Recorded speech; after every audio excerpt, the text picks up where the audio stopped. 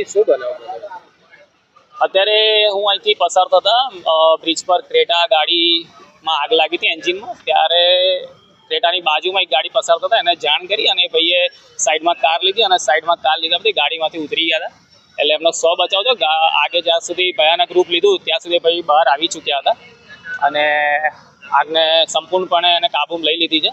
આજુબાજુના દુકાનમાંથી અમે ફાયર સેફ્ટીના બોટલ મંગાવીને એને પ્રયાસ કર્યો, પણ આગે ભયાનક રૂપ લેવાથી અમારે ફાયરવાળાને બોલાવવા પડ્યા અને ફાયરવાળાને બોલાવીને આજે ગાડી પર જે આગ પર કાબુ મેળવી લીધો છે અને કોઈ જાનહાનિ થઈ નથી.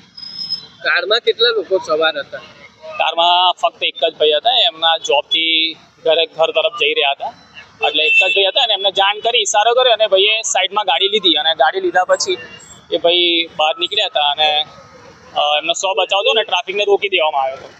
શું નામ હતું? ચિરાગ. આવીને જોયું તો ગાડી ટ્રાફિકના લીધે થોડીક અમને સમસ્યા વધારે પડી. અહીંયા આવ્યા, ગાડીને પાણી મારીને ઓલીને સમોસર કમ્પ્લીટ કરી દીધી. કોઈ જાનહાનિ છે દાદા, શું કહેશો કે એક તરફ ગરમીનો પારો વધી રહ્યો છે, ગરમીમાં ગાડી હીટ થતી હોય છે, તો લોકોએ શું, કાર ચાલકોએ શું ધ્યાન રાખવું?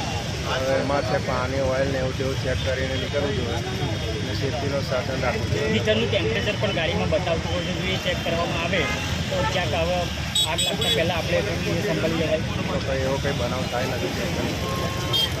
જે ચોક્કસ